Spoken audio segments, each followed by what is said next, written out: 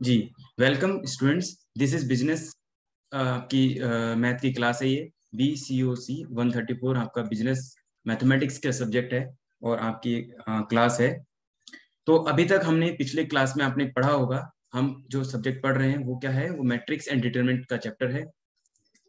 Matrices या matrix and determinants, ये दोनों चैप्टर कंबाइंड इसलिए बोले जाते हैं क्योंकि इन दोनों का इंटरलिंक है, दोनों एक दूसरे से रिलेटेड चैप्टर हैं, इसलिए दोनों को साथ में हम पढ़ते हैं। ठीक है जी।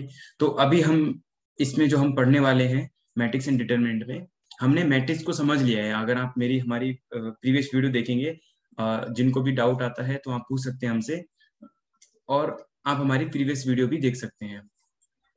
प्रीवियस वीडियो में हमने मैट्रिक्स के बारे में प्रीसाइजली आपको बताया है कि मैट्रिक्स क्या होते हैं।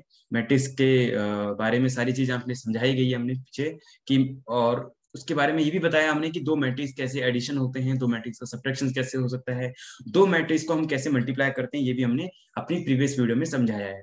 आपको मैं रिक्वेस्ट करता हूँ, अगर आपने मैट्रिक्स आज आप फर्स्ट क्लास ले रहे हैं बिजनेस मैथ की, अगर हमारी सारी क्लासेस हमारे यूट्यूब चैनल, इसी चैनल पे आप ग्रैब अप स्किल्स पर आप देख सकते हैं। सारी वीडियो हमने अपलोड की हुई है प्रीवियस क्लासेस की। आज हम जो चैप्टर करने वाले हैं वो मैट्रिक्स एंड डिटरमिनेंट के बाद एक चैप्टर है जिसका नाम है इनवर्स ऑफ अ मैट्रिक्स। किसी मैट्रिक्स का इनवर्स निकालना, उसके दो मेथड हैं, जैसे एडजॉइंट मेथड और एलिमेंट्री मेथड। ठीक है, एलिमेंट्री मेथड जिसको हम बोलते हैं, एलिमेंट्री मतलब होता है एलिमिनेशन करना, एलिमेंट्री रो ऑपरेशन या एलिमेंट्री कॉलम ऑपरेशन मेथड से हम इनवर्स निकालना। तो ये चैप्टर आपको पढ़ने से पहले आपको दो बेसिक चैप्टर है मैट्रिक्स, एक यूनिट 1 है, उसका एक दूसरा यूनिट है वो है यूनिट 2 डिटरमिनेंट्स। तो मैट्रिक्स की क्या प्रॉपर्टीज होती है वो आपको सीखना चाहिए। दूसरा डिटरमिनेंट्स, तो डिटरमिनेंट्स की भी कुछ प्रॉपर्टीज हैं वो भी आपको सीखनी चाहिए। उसके बाद आपको इनवर्स वाले चैप्टर पर आना चाहिए, जो हमारी जो थर्ड चैप्टर है इनवर्स ऑफ अ मैट्रिक्स, इसको हम समझेंगे।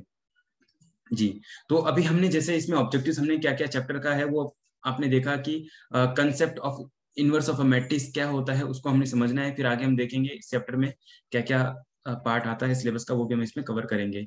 इनवर्स ऑफ अ मैट्रिक्स, तो अभी जैसे बताया आपको कि मैट्रिक्स का इनवर्स क्या होता है। जैसे 1/A इनवर्स जब हम लिखते हैं तो इसका क्या मीनिंग होती है। 1/A, देखिए यहाँ पे इन्होंने क्लियरली लिखा हुआ है, मैं येलो से हाईलाइट कर देता हूँ इसको, कि 1/A इनवर्स।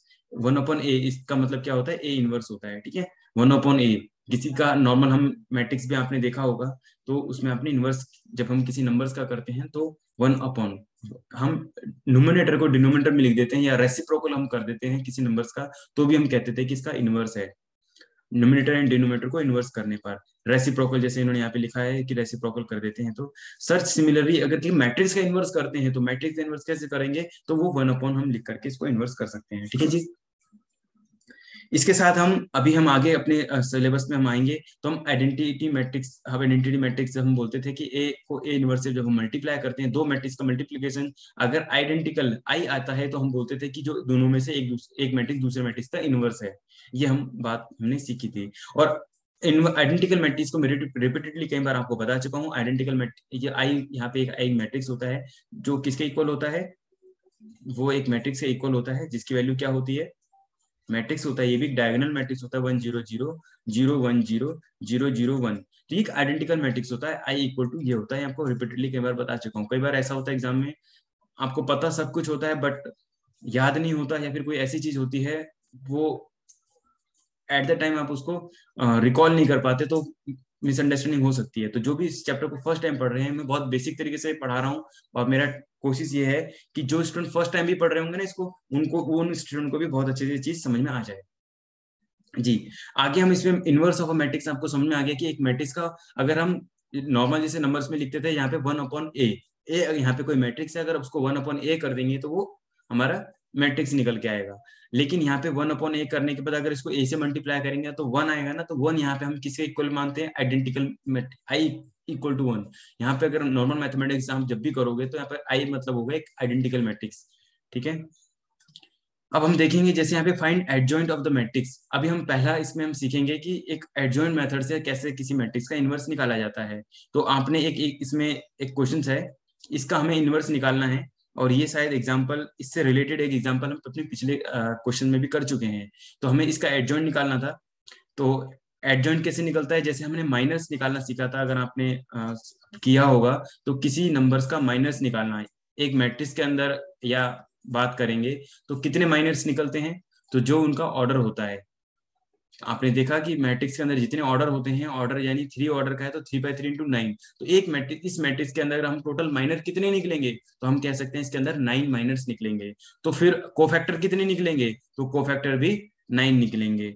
ठीक है, और फिर इसमें इसका एडजॉइंट क्या निकलेगा, एडजॉइंट क्या होता है, एडजॉइंट इसका मैट्रिक्स होता है, वो एडजॉइंट मैट्रिक्स निकालते हैं तो क्या होता है, वो इस सारे कोफैक्टर को हम यहाँ पे प्लेस करते हैं और फिर हम उनका निकालते हैं। जिन्होंने क्लास प्रीवियस कर रखी है उनको ये चीज समझ में आ गया होगा मैं क्या कहने की बात कर रहा हूँ, माइनर और कोफैक्टर किसकी बात कर रहा हूँ, ये चीज आपको क्लियर हो गई होगी। ठीक है, इसके अलावा हम क्या करते हैं, जब उसका इनवर्स निकालना होता है किसी मैट्रिक्स का, तो हम क्या करते हैं, ए मैट्रिक्स का इनवर्स किसका इक्वल होता है, 1/a मैट्रिक्स का डिटरमिनेंट सॉल्व करते हैं, और किसके इक्वल, एडजॉइंट, एडजॉइंट ऑफ ए, एक कोई मैट्रिक्स है उसका एडजॉइंट निकालो और उसका ट्रांसपोज कर दो, उसके ट्रांसपोज कर दो 1/a डिटरमिनेंट। अब आपको पता है, मैंने प्रीवियस क्लास में बताया ये बात कि अगर हम किसी मैट्रिक्स का डिटरमिनेंट निकालते हैं और डिटरमिनेंट सॉल्व करते हैं तो स्केलर क्वांटिटी आती है, यानी कि कोई नंबर्स आता है जिसको हम बोलते हैं 1 2 3 4, कोई भी नंबर्स होता है, नेचुरल नंबर, इंटीजर्स, ठीक है, माइनस भी हो सकता है, वो प्लस भी हो सकता है। ठीक है, इस तरीके से किसी भी मैट्रिक्स को, जैसे मैंने प्रीवियस क्लास में भी आपको ये बात बताई होगी, ये जो मैट्रिक्स निकालते हैं ये कोई नंबर से निकल के आता है हमारे पास, इरिस्पेक्टिव कि अगर यहाँ पे इस मैट्रिक्स के अंदर जो एलिमेंट होते हैं वो कोई वेरिएबल नंबर ना हो, एक्स वाई जेड, ये इस तरीके के नंबर्स को हम बोलते हैं वेरिएबल, ये ना हो तो एक स्केलर निकल के आएगा, ये कोई भी नंबर हो सकता है। लेकिन ऐसा भी हो सकता है क्या, कोई मैट्रिक्स को अगर हम सॉल्व करें उसका डिटरमिनेंट 0 हो जाए, यस इट इज पॉसिबल, कि आप देख सकते हैं कि किसी नंबर्स का अगर हम डिटरमिनेंट की बात करते हैं तो यस हाँ पॉसिबल है कि वो इक्वल टू 0 हो जाए। अब आप में से बताएं, अगर किसी मैट्रिक्स का डिटरमिनेंट 0 हो जाता है तो आप बता सकते हैं क्या उस मैट्रिक्स को हम क्या बोलते हैं, सिंगुलर मैट्रिक्स बोलते हैं। ठीक है, यस, तो ऐसे मैट्रिक्स का क्या हम इनवर्स निकाल सकते हैं, क्या इनवर्स पॉसिबल है, क्या 1/0 करना, मतलब ऐसा पॉसिबल है। तो आप में से स्टूडेंट जिन्होंने क्लास अटेंड करी होगी वो बताएंगे नहीं, ये हम जो इनवर्स निकालते हैं वो सिर्फ और सिर्फ नॉन सिंगुलर मैट्रिक्स का ही हम इनवर्स निकालते हैं। इट मींस अगर किसी केस में ये अगर इक्वल टू 0 हो जाए तो हम उसका इनवर्स नहीं निकालेंगे, राइट। क्या अगर हम इजीली कुछ ऐसे भी हमारे पास फॉर्मूले या हैं जिसके थ्रू हम इजीली फाइंड आउट कर सकते हैं कि ये इनवर्स निकलेगा इसका, क्या ऐसा कोई ट्रिक भी है, यस ट्रिक है। फॉर एग्जाम्पल अगर मैं बात करता हूँ, तो यहाँ पे एक मैट्रिक्स ले लेता हूँ मैं, 2 3 1 4 6 3 4 6 3, ठीक है, एक दूसरा मैट्रिक्स ले लेता हूँ 1 2 4 5, ठीक है, 2 7 3 2 7 3। अब यहाँ पे एक मैट्रिक्स ए है और एक मैट्रिक्स बी है, तो क्या इन दोनों का इनवर्स निकाल सकते हैं हम, यस ऑब्वियसली हम देखेंगे, पहले ये सिंगुलर मैट्रिक्स तो नहीं है। अब हमने यहाँ पे देखा कि रो 1 R1 हमारी एक डिफरेंट नंबर है, लेकिन R2 और R3 दोनों क्या है, एग्जैक्टली सेम है। R2 एंड R3 देखो सेम है, यहाँ पे column 1 and column 2 exactly same है। जब एक प्रॉपर्टी, अगर हम डिटरमिनेंट की प्रॉपर्टी, जिन्होंने प्रीवियस क्लास अटेंड करी होगी उनको मालूम है कि अगर किसी मैट्रिक्स या डिटरमिनेंट के अंदर दो रो सेम हो जाती है तो ए मैट्रिक्स का जो डिटरमिनेंट होगा 0 के इक्वल होगा। ऐसे यहाँ पे बी मैट्रिक्स है, इसका डिटरमिनेंट निकालेंगे तो 0 होगा, हम इसको सॉल्व करने की जरूरत ही नहीं है। हम देखेंगे कि इसके अंदर देखिए आप कंप्लीटली ये पूरा सेम है। तो अगर किसी दो रो सेम हो जाती हैं या दो कॉलम, अगर यहाँ पे देख सकते हैं आप, दो कॉलम सेम होते हैं तो उनका हम डायरेक्टली लिख सकते हैं, उनका आंसर हम क्या लिखेंगे, उनका देख सकते हैं आप यहाँ पे ऐसे हम लिखेंगे कि वो उसका आंसर होगा 0, यानी कि A determinant equal to 0, B determinant equal to 0। ऐसे केस में हम क्या करेंगे, उसका हम इनवर्स नहीं निकालेंगे। इनवर्स किसका निकलता है, इनवर्स सिर्फ और सिर्फ उन मैट्रिक्स का निकलता है जो नॉन सिंगुलर होते हैं। यहाँ तक हम अपनी लास्ट प्रीवियस क्लास में कवर कर चुके हैं और हम इससे आगे अब हम देखेंगे। ठीक है, ये हमने ऑब्जेक्टिव इनवर्स निकालना सीख लिया है। ठीक है, अब हमने इसको करना था एडजॉइंट मेथड से।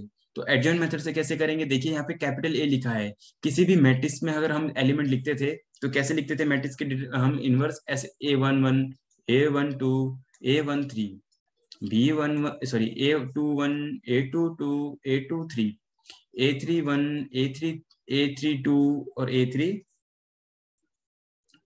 इस तरीके से स्मॉल लेटर में लिखते थे। लेकिन जो कैपिटल लेटर में लिखा है वो क्या है, हमारा एडजॉइंट निकाला है हमने, ये सारे कोफैक्टर हैं, आप अगर इसको देखेंगे ये सारे कोफैक्टर हैं। और कोफैक्टर कैलकुलेशंस कैसे करते हैं हम बताया था, हर एक नंबर का कोफैक्टर निकलता है, वो आप लास्ट क्लास में जाके देख सकते हैं उसको हमने कैसे कराया है। ठीक है, तो इस तरीके से हम किसी मैट्रिक्स का इनवर्स निकाल सकते हैं। अभी हम अपनी आगे क्लास में बढ़ते हैं, तो हम आगे देखेंगे computation of inverse of a matrix using adjoint of a matrix. तो एडजॉइंट निकालने के बाद हम किस तरीके से कर सकते हैं, ये कुछ क्वेश्चन है। और ये देखिए, ये मैंने आपको समझाने की कोशिश करी थी कि ए मैट्रिक्स जो हम निकलेंगे, एक जो कोई मैट्रिक्स है उसका इनवर्स निकालेंगे, और इस तरीके से हम निकाल सकते हैं। जी, आप ये देख सकते हैं, ये फॉर्मूला है यहाँ पर।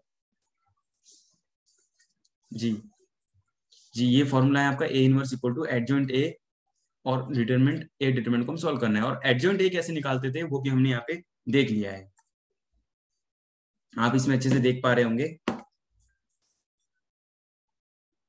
ये मैंने करा दिया है, अगर आप, ये मैं इसलिए नहीं करा रहा हूँ क्योंकि ये मैंने लास्ट क्लास में कवर करा दिया है। आपको आज मैं मैट्रिक्स इनवर्स मेथड, जो एलिमेंट्री रो ऑपरेशन मेथड से, उससे सिखाने वाला हूँ आज मैं आपको। ठीक है, किसी भी मैट्रिक्स को हम ऐसे लिख सकते हैं क्या? अब आप में से बताएं कोई स्टूडेंट, क्या अगर ए इक्वल टू, हम ऐसे लिख सकते हैं क्या, ए इक्वल टू आई इंटू ए? क्योंकि मैंने आपको बताया था कि जैसे कोई ए मैट्रिक्स है, सॉरी, मैंने आपको ये चीज बताई थी कि ए इक्वल टू ए तो हम लिख ही सकते हैं, और मैंने आपको बताया था कि आई एक मैट्रिक्स होता है जिसको हम किसी भी नंबर से मल्टीप्लाई कर दें तो वापस से आई आ जाता है। ठीक है, तो सिमिलरली मैं इसके आगे या इसके साइड में आई लिख सकता हूँ ऐसे, यस ऑफ कोर्स लिख सकता हूँ, है ना। अब जहां तक हमने करने के बाद अगर मैं इसको आई बना दूं, ठीक है,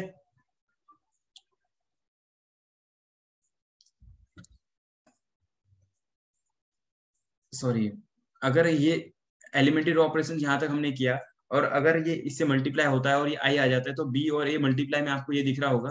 तो आप इसमें से क्या एनालाइज कर सकते हैं, बी और ए दोनों एक दूसरे के इनवर्स हैं। ए मैट्रिक्स बी का इनवर्स होगा, बी मैट्रिक्स ए का इनवर्स होगा। तो इस यहाँ पे क्या रह गया, सिर्फ आई रह गया, तो हमें इसको सिर्फ आई बना देना है। तो ऐसा हम क्या एलिमिनेट करें, क्या हम इसमें एडिशन करें, क्या इससे मल्टीप्लाई करें कि ये हमारा क्या बन जाए, आई बन जाए। क्या बन जाए, आई बन जाए। ये हम बहुत बेसिक चीज है, इसको हमें करना है। लेकिन मैं इससे पहले एक भारती जी ने हैंड रेज किया है, मैं उसका उनका डाउट भी ले लेता हूँ। यस भारती जी, आपने हैंड रेज किया था। जी जी बताएं। नहीं सर, डाउट था वो, अब आ गया समझ में। आपको आगे समझ में, डाउट क्लियर हो गया अच्छे से? हाँ सर। जी, आप कभी भी हैंड रेज कर सकते हैं। आप जो करंट टॉपिक अभी मैं पढ़ा रहा हूँ उससे रिलेटेड कोई भी टॉपिक आपको प्रॉब्लम आती है, तो उसको अच्छे से समझने के लिए कभी भी आप हैंड रेज कर सकते हैं, और मैं आपके यहाँ पे डाउट लूंगा। ठीक है, चलिए, अभी आप जब क्लास में डाउट नहीं पूछना हो तो आप म्यूट कर सकते हैं। ठीक है, ओके, ओके, थैंक यू। चलिए, अब हम बढ़ते हैं मैट्रिक्स का इनवर्स निकालना, इसको हम सीखेंगे कि कैसे हम किसी मैट्रिक्स का इनवर्स निकालते हैं। इसको एक एग्जांपल से समझते हैं। आप एक ये देखिए, एक इन्होंने एग्जांपल लिया है।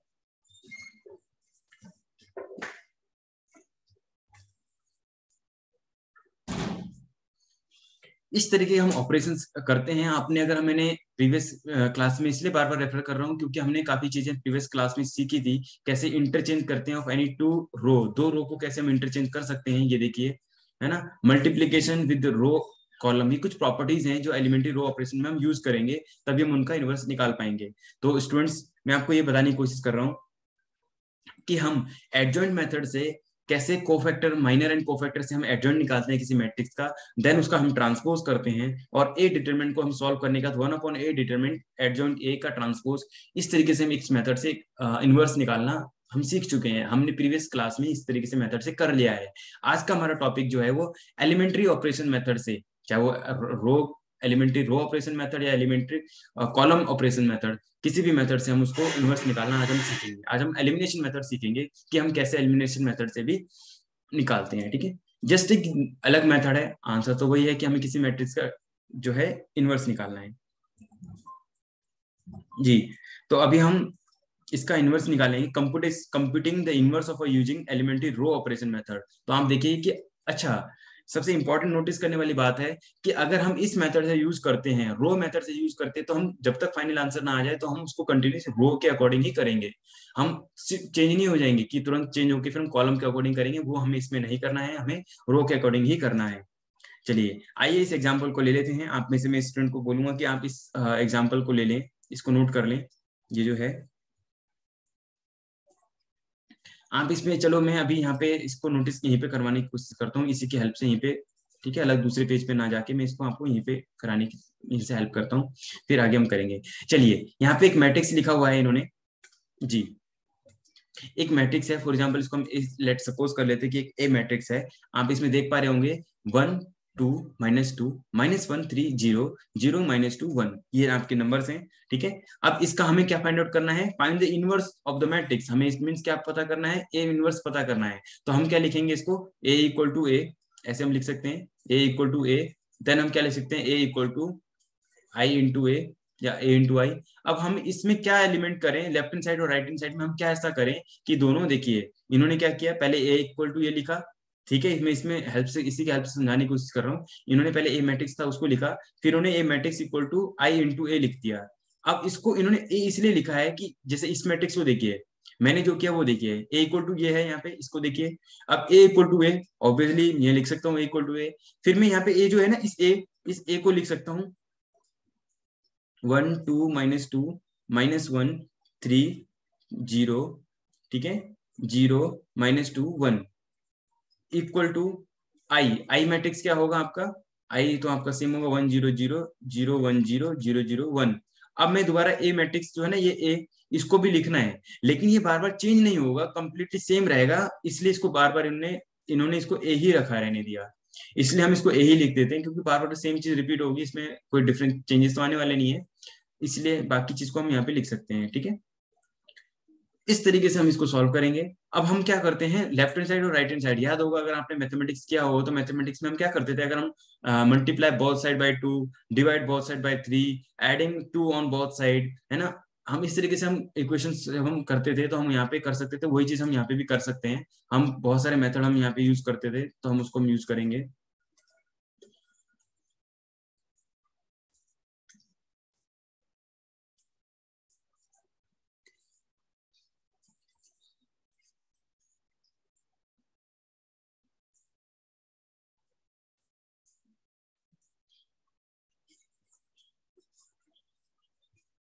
जी, अभी हम एलिमेंट्री रो ऑपरेशन मेथड से हम इनवर्स निकालना सीखेंगे आज की क्लास में।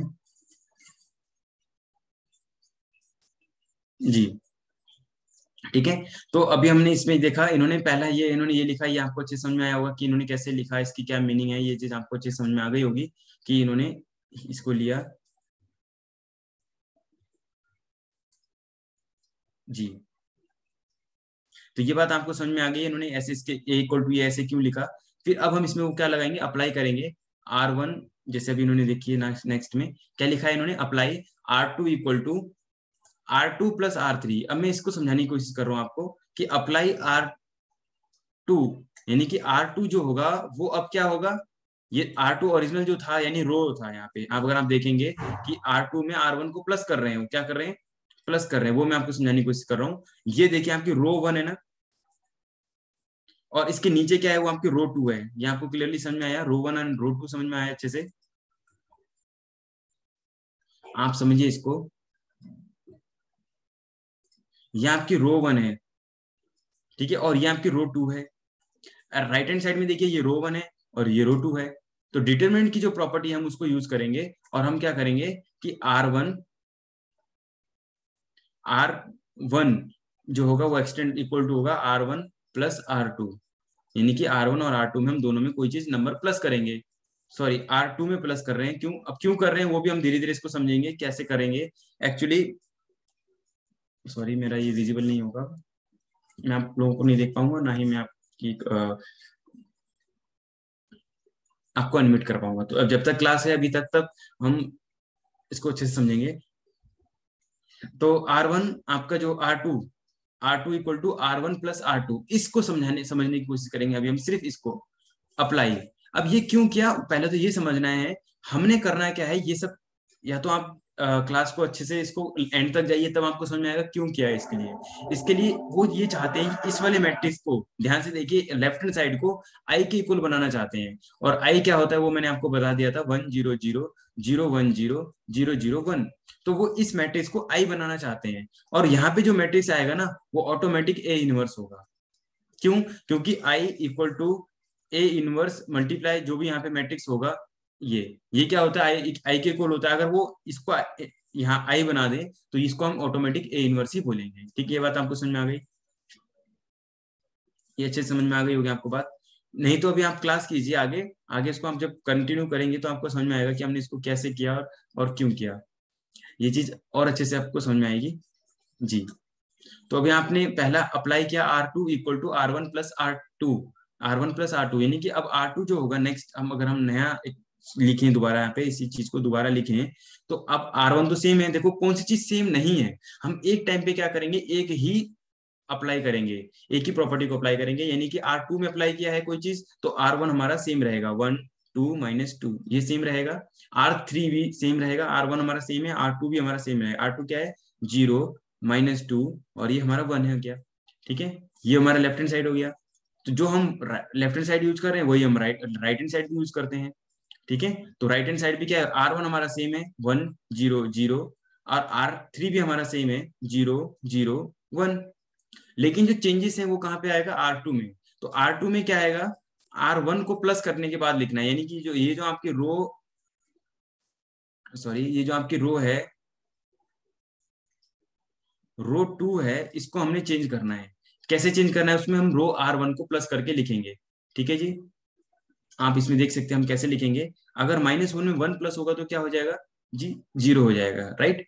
ऐसे 3 में 2 प्लस होगा तो क्या हो जाएगा, वो 5 हो जाएगा, ठीक है। और 0 में -2 प्लस होगा तो क्या आएगा आंसर, 0 आएगा, राइट। ऐसे यहाँ पर अगर हम इसमें इसको प्लस करेंगे तो क्या आएगा, वो ये 0 में 1 प्लस करेंगे तो क्या आएगा आंसर, बताएं आप लोग।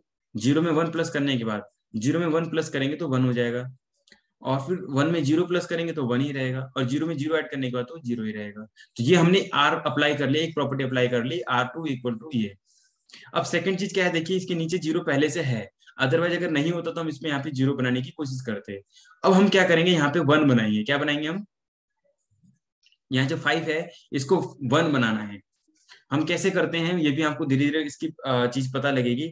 हमने क्या करना है, सेकंड चीज देखिए, इन्होंने वही चीज किया, R2 इम्प्लाइज यानी extend to R1 plus R2, ठीक है, इनको अप्लाई कर लिया। सेकंड में क्या किया इन्होंने, R2 को डिवाइड किया 5 से, एक स्केलर क्वांटिटी से। आप देखो किसी इक्वेशंस में आप ऐसे कर सकते हैं कि both side, left hand side भी कोई चीज अप्लाई कर सकते हैं सेम चीज, और सेम चीज आप राइट साइड भी अप्लाई कर सकते हैं। तो इन्होंने स्केलर क्वांटिटी से लेफ्ट हैंड साइड भी डिवाइड किया है और राइट हैंड साइड भी डिवाइड किया है। लेफ्ट हैंड साइड और राइट हैंड साइड दोनों तरफ हम डिवाइड कर सकते हैं, यस ऑफकोर्स हम कर सकते हैं। लेकिन हमें कंडीशन ये है कि दोनों इक्वेशन जो होगी ना, अगर हम R1 में कोई नंबर्स को कर रहे हैं तो पूरी रो को करेंगे, सिमिलरली हम राइट हैंड साइड में भी किसी रो को करेंगे तो कंप्लीटली दोनों तरफ करेंगे। तो आप इसमें देख सकते हैं कि जो ये कर रहे हैं, इन्होंने जो R2 एक्सटेंड टू 1/5 R2, यानी कि इन्होंने रो को, सेकंड रो को, अब दोबारा इन्होंने जो अप्लाई किया है वो किस में अप्लाई किया है, यहां देखिए आप, ये आपका R1 है 1 2 - 2, क्यों, ये सेम रहा, ये चेंज नहीं हुआ। R3 ये भी सेम रहा, ये भी चेंज नहीं हुआ, ठीक है। इधर ऐसे ही 1 0 0 0 0 1, ये भी आपका सेम रहा। तो चेंज हुआ वो क्या हुआ, R2 हुआ। R2 में क्या चेंजेस आए, 5 से डिवाइड हुआ, तो लेफ्ट हैंड साइड भी डिवाइड कीजिए 5 से, तो क्या आएगा वो आपका 0।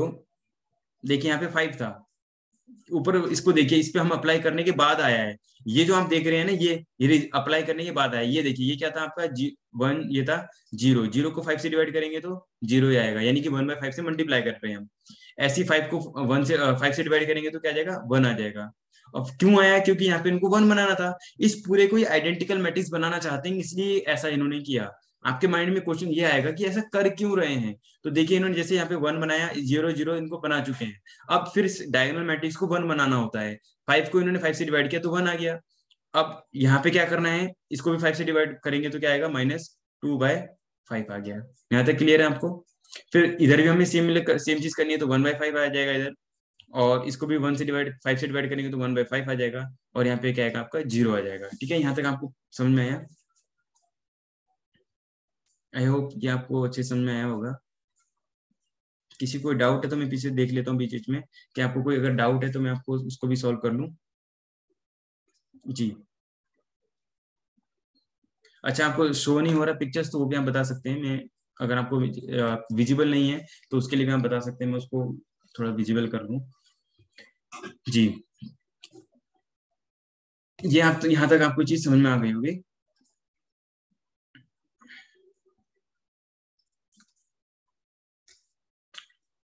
अब उसके बाद यहाँ तक करने के बाद हमने यहाँ तक ये इन्होंने कर लिया, इसके बाद जो है हमें क्या करना है,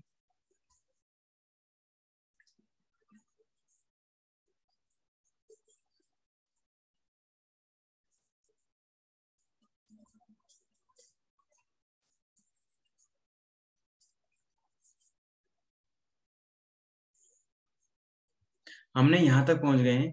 ठीक है, आपने देखा हम यहाँ तक पहुंच गए हैं। अब हमें क्या करना है, देखिए इसको हमने वन बना दिया, इस पूरे को मैं अगेन बता रहा हूँ बार बार, इसको आई के इक्वल बनाना है। आई के इक्वल का मतलब है 1 0 0 0 1 0 0 0 1, ये बनाना चाहते हैं। इस मैट्रिक्स को ये बनाना चाहते थे, देखिए इस मैट्रिक्स को वो आई बनाना चाहते हैं। तो इन्होंने पहले क्या किया, यहाँ पे वन था पहले से, अगर नहीं होता तो सबसे पहला हमारा टारगेट होता है, मैं आप स्टेप बाय स्टेप आपको बताने की कोशिश कर रहा हूँ कि वो 5 कैसे आया, या R2 को ही इन्होंने इसको क्यों मल्टीप्लाई किया, वो चीज समझानी बहुत ज्यादा इंपॉर्टेंट है।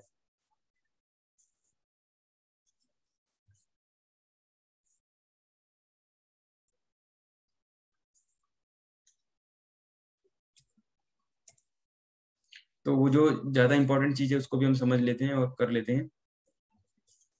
तो ये आपने देखा कि इसको हम क्यों बनाने की कोशिश कर रहे हैं। तो पहले इन्होंने यहाँ पे सबसे पहले क्या करना होता है, हमें वन रखना होता है। मैं स्टेप अब समझा रहा हूँ आपको ट्रिक्स इसकी, कि सबसे पहले क्या करना होता है, यहाँ पे कॉर्नर में जो फर्स्ट एलिमेंट है A11, इसको हमें वन बनाना होता है। ठीक है, उस वन बनाने के लिए हमें किसको ऐड करना है, किसको मल्टीप्लाई करना है। तो आपके पास दो ऑप्शन है, या तो आप रो वन रो टू को ऐड कर दो, या रो टू को किसी स्केलर क्वांटिटी से मल्टीप्लाई करके उसमें ऐड कर दो, तो वो वन आ जाए। तो देखिए वन बन गया।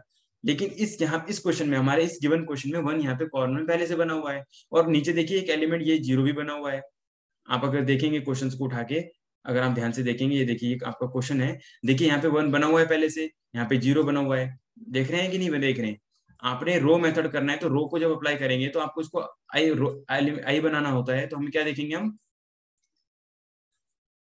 इसको आई बनाना है। आप ध्यान से देखिए, मैं इसको आपको दिखा रहा हूँ हाईलाइट करके, इस पूरे मैट्रिक्स को आपको आई बनाना है। तो क्या करना होगा जी, देखिए यहाँ पे वन तो पहले से है, जीरो भी है नीचे, बस इसको भी जीरो बनाना है। तो इसको जीरो बनाने के लिए इन्होंने, देखिए मैंने मार्क किया इसको, -1 को जीरो बनाने के लिए क्या कर सकते हैं, तो -1 में अगर हम वन प्लस कर दें तो ये जीरो हो जाएगा। तो इन्होंने इसीलिए R1 को प्लस कर दिया, यानी कि रो वन को प्लस किया, इस वन को इसमें प्लस करेंगे तो ये जीरो हो जाएगा। तो इसलिए इन्होंने प्लस किया, ताकि आप इस नेक्स्ट स्टेप में देख सकते हैं कि यहाँ पे इन्होंने देखिए जीरो बना दिया इसको। तो एक रो को देखिए, आप बिल्कुल इसको देखिए और इसको देखिए, दोनों सेम दिख रही है कि नहीं दिख रही। 1 0 0 1 0 0, यहाँ तक का काम हो गया। अब बचा कितना इधर। फिर सेकंड जो स्टेप हम जो करते हैं वो हम इसको करते हैं, यानी कि इसको देखते हैं, इस वाले एलिमेंट को वन बनाते हैं। यहाँ पे इसको क्या बनाना होता है, हमें वन बनाना होता है। तो अभी फॉर एग्जांपल प्रेजेंट केस में हम देखेंगे कि पहले जब इन्होंने पहला अप्लाई किया तो ये 5 बन गया था। देखिए यहाँ पे ये 5 बन गया था कि नहीं बना था, ये 5 बनने गया। अब इसको हमें क्या बनाना है, वन बनाना है। तो अगर इसको वन में चेंज करना होगा तो इसको किससे डिवाइड करेंगे, या तो देखिए कोई ऐसी ट्रिक देखिए कि हमें इन दोनों को प्लस करके ही वन बन जाए। अगर मैं इसमें को प्लस करता ना, देखिए अगर इसमें 5 में अगर ऐसा करता तो क्या ये गलत हो जाता, बताइए। R2 extend to R1 plus R2 plus R3, अगर मैं ऐसा करता तो देखिए क्या यहाँ पे वन बन जाता, यस ऑफकोर्स बन जाता। अगर मैं इसमें R2 और R3 को प्लस कर दूं, यानी कि R2 में ये दोनों रो को भी प्लस कर दूं R3 को, तो देखिए वन बन जाता। 2 और -4 नहीं बनता। अगर ये भी -2 होता, फोर सपोज अगर ये भी माइनस का होता तो ये बन जाता है, लेकिन इससे ये भी इफेक्ट हो जाता है। या फिर इसको 2 से मल्टीप्लाई करके प्लस करके भी कर सकता हूँ। तो मेरे पास एक और मेथड है, जैसे इन्होंने इसको वन बनाया, मेरे पास एक और मेथड है कि मैं इसको 2 से मल्टीप्लाई करूं और इसके अंदर ऐड करूं तो भी ये वन बन जाएगा, और ये पॉसिबल है। तो मैं यहाँ पे अपनी लास्ट इस बात को रख के क्लास को फिनिश करूंगा। ठीक है, उसके बाद फिर आपको हम इस क्वेश्चन को कल कंप्लीट करेंगे जी। बस एक मैं लास्ट एक टॉपिक इसमें बताऊंगा, उसको मैं कवर करूंगा।